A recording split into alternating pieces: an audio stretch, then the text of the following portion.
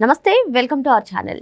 AP IT విద్యాశాఖ మంత్రి నారా లోకేష్ నిన్న పార్లమెంటరీ సభ్యులతో కొత్తగా నియమించిన వాళ్ళతో అందరితో కూడా కలిసి సమావేశమయ్యారు. మరి ఈ సమావేశంలో ఎటువంటి కీలక నిర్ణయాలు తీసుకున్నారు, మరి పార్టీని ఏ విధంగా బలోపేతం చేయబోతున్నారు తెలుసుకునే ప్రయత్నం చేద్దాం. దీన్ని విశ్లేషించడానికి మనతో పాటుగా ఉన్నారు ప్రముఖ ఆర్థిక, రాజకీయ, సామాజిక విశ్లేషకులు అప్పసాని రాజేష్ గారు. నమస్తే సార్. నమస్కారం.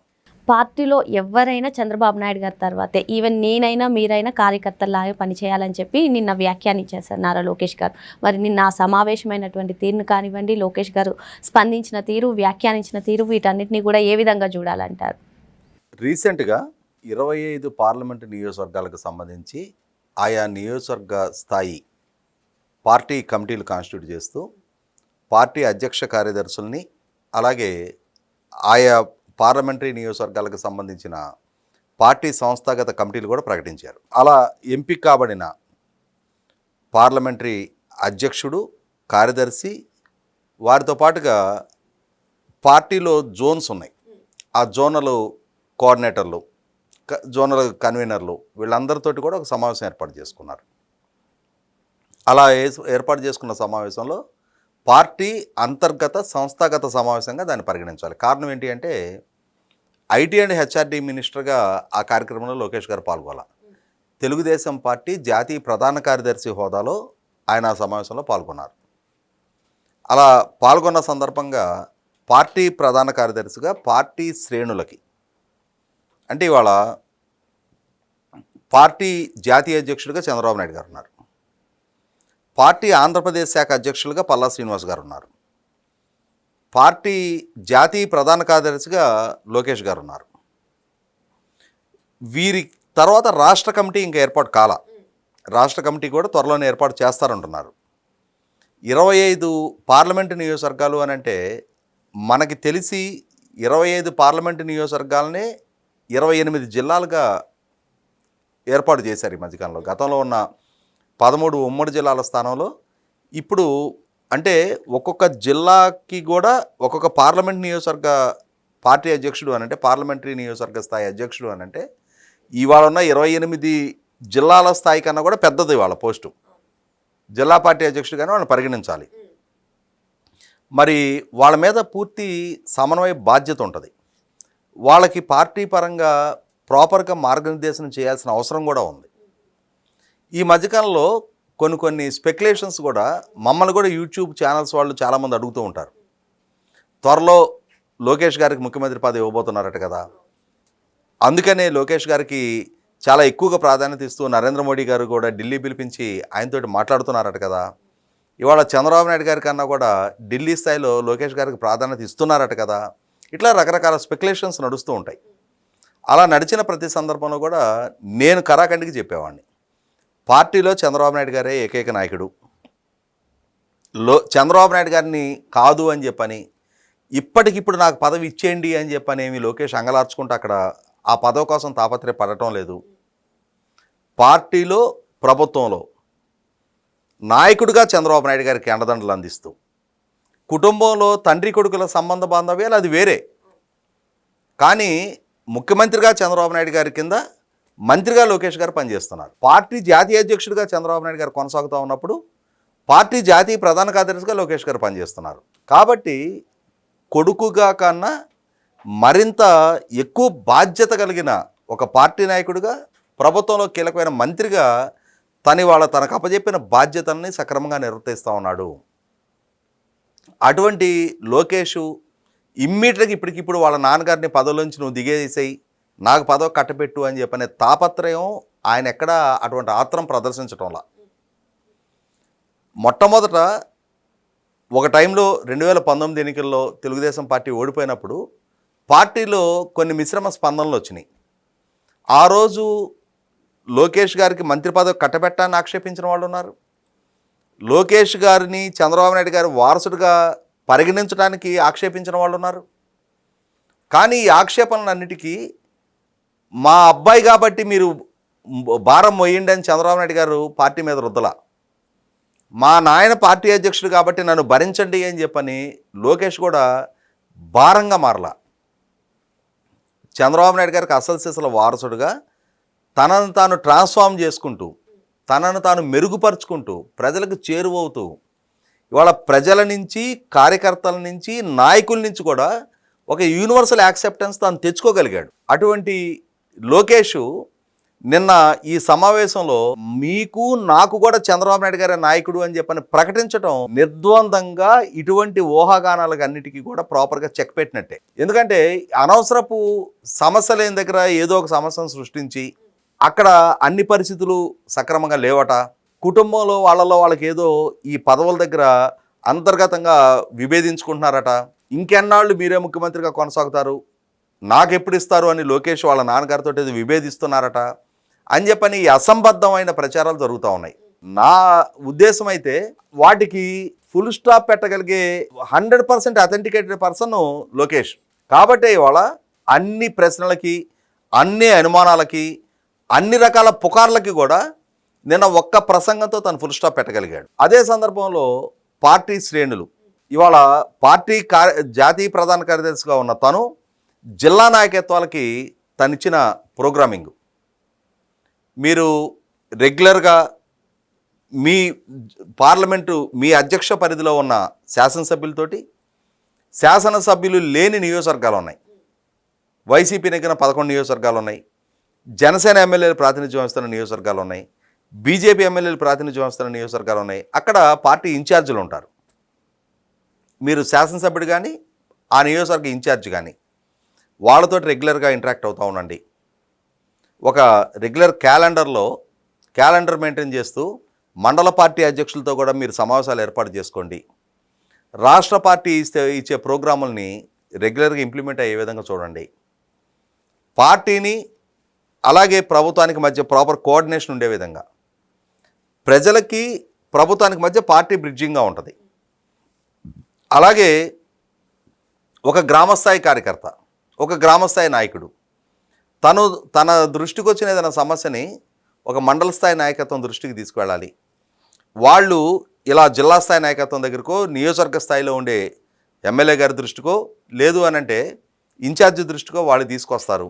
దాన్ని జిల్లా స్థాయి నాయకత్వం అంటే పార్లమెంటరీ నియోజకవర్గ స్థాయి నాయకత్వం వాళ్ళ దగ్గర నుంచి రాష్ట్ర పార్టీకి క్యారీ అవ్వాలి. ఈ హైరార్కీ అనేది మనం పోలీసు ఉద్యోగాల్లో చూస్తుంటాం, ప్రభుత్వ ఉద్యోగాల్లో చూస్తుంటాం, కార్పొరేట్ కంపెనీలో చూస్తుంటాం. ఎప్పుడైనా ఈ ప్రాపర్ సిస్టమేటిక్గా కనుక ఒకరినొకరు ఓవర్లాప్ చేసుకోకుండా, ఒకరినొకరు బైపాస్ చేయాలని చెప్పనే ఆత్రము తాపత్రయం లేకుండా సిస్టమేటిక్ వేలో కనుక అప్రోచ్ అయినప్పుడు ఎవరి గౌరవాలు వాళ్ళకి దక్కుతూ ఉంటాయి.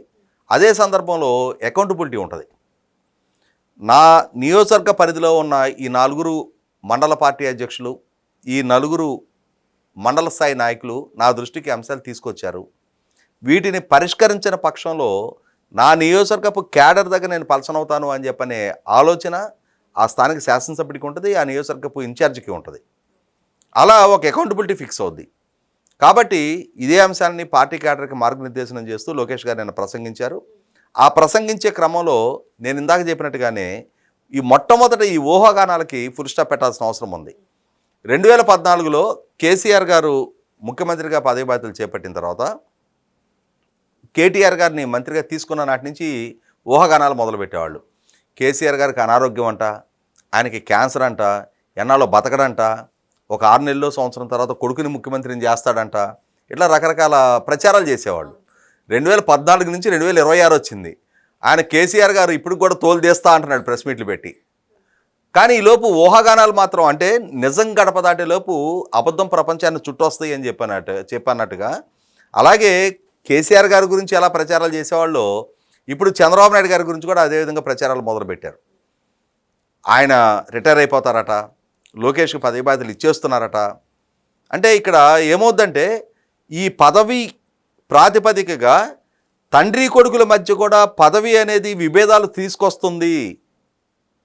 All is not well in that family అని చెప్పని ఈ పనికిమాలిన పుకార్లు వీటికన్నిటికీ చెక్ చెప్తూ పార్టీలో అధినేతే సుప్రీం, నాయకుడిచ్చిన ప్రోగ్రామ్ని మనందరం కూడా శిరోధార్యంగా భావించి అమలు చేసి తీరాల్సిన బాధ్యత మనందరి మీద ఉంటుంది.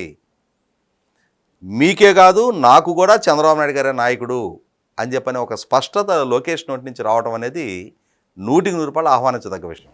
సార్ 2029 ఎన్నికల గురించి కూడా ఆయన ఫోకస్ చేయమని ఇప్పటి నుంచే కార్యకర్తలకి ఇన్ఛార్జ్లందరికీ చెప్పడం కూడా అంటే ఎటువంటి ప్రణాళికలు వేస్తున్నారని అనుకోవచ్చు అంటారు? ఇక్కడ గమనించుకోవాల్సింది ఏంటి అంటే చంద్రబాబు నాయుడు గారు కూడా పదే పదే చెప్తూ ఉన్నారు. ఇవాళ ఒరిస్సా అయినా, బీహార్ అయినా, గుజరాత్ లాంటి రాష్ట్రాల్లో ప్రభుత్వాలు కంటిన్యూటీ కొనసాగలుగుతూ ఉన్నాయి. అంటే ప్రజలు తమని పరిపాలిస్తున్న ప్రభుత్వాలకి మళ్ళీ మళ్ళీ అవకాశాలు ఇస్తూ ఉన్నారు.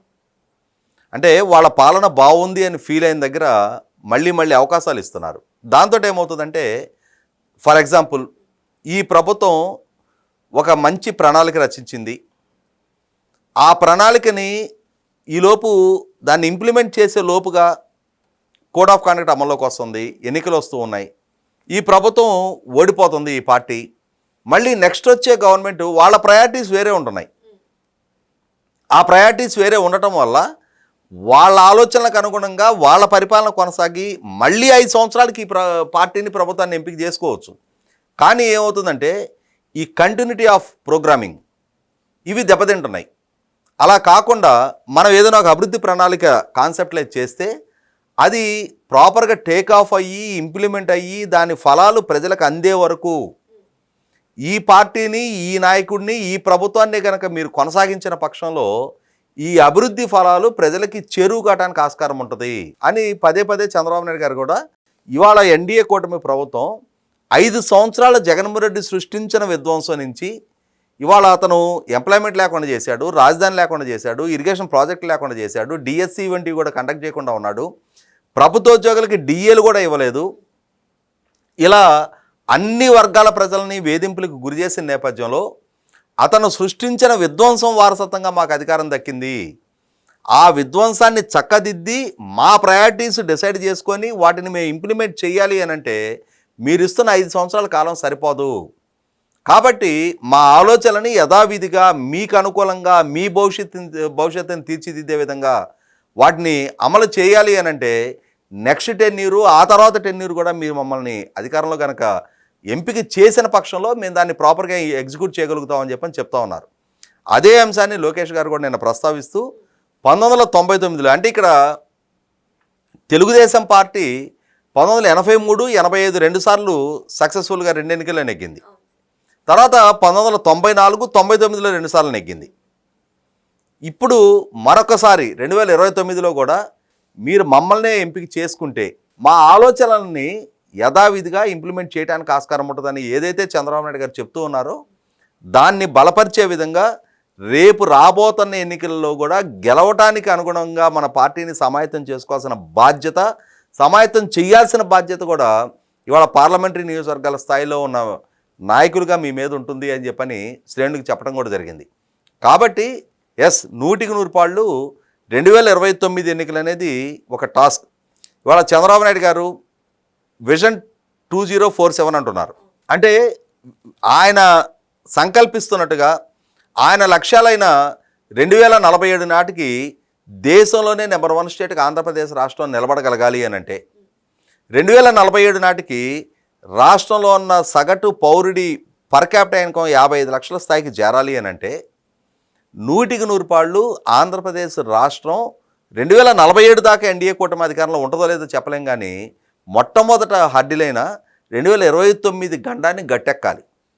అంతే తప్పితే 2014లో ఎంపికైన చంద్రబాబు నాయుడు గారు 2019లో ఓడిపోయి ఆ ఓడిపోయిన తర్వాత జగన్మోహన్ రెడ్డి లాంటి ఇంకొక విధ్వంసకారుడు అధికారంలోకి వచ్చి వాళ్ళ ఆలోచనలను, వాళ్ళ అభివృద్ధి ప్రణాళికల మొత్తాన్ని, రాష్ట్ర బ్రాండింగ్ని కూడా దారుణంగా దెబ్బతీసి రాష్ట్రానికి ఒక విధ్వంసాన్ని వారసత్వంగా ఇస్తే దాన్ని చక్కదిద్ది మళ్ళీ అభివృద్ధి ప్రణాళికలు రచించేటప్పటికి మళ్ళీ ఎన్నికలు ముంచుకొచ్చి మళ్ళీ ఇంకొక జగన్మోహన్ రెడ్డి లాంటి ఇంకొక విధ్వంసకారుడిని మీరు అధికారంలోకి తీసుకొచ్చిన పక్షంలో అల్టిమేట్గా నష్టపోతుంది మీ భవిష్యత్తు, మీ కెరియర్. కాబట్టి దాన్ని దృష్టిలో ఉంచుకొని మీరు సరైన నిర్ణయాలు చేయాలి. అలా సరైన నిర్ణయాలు చేసే విధంగా ప్రజల్ని మనకు అనుకూలంగా మలచాల్సిన బాధ్యత పార్టీ నాయకత్వం మీద ఉంటుందని చెప్పని పార్టీ ప్రధాన కార్యదర్శిగా పార్టీ శ్రేణులకి లోకేష్ గారు నేను మార్గనిర్దేశనం చేయడం జరిగింది. మరో అంశంతో మళ్ళీ కలుద్దాం. Thank you sir.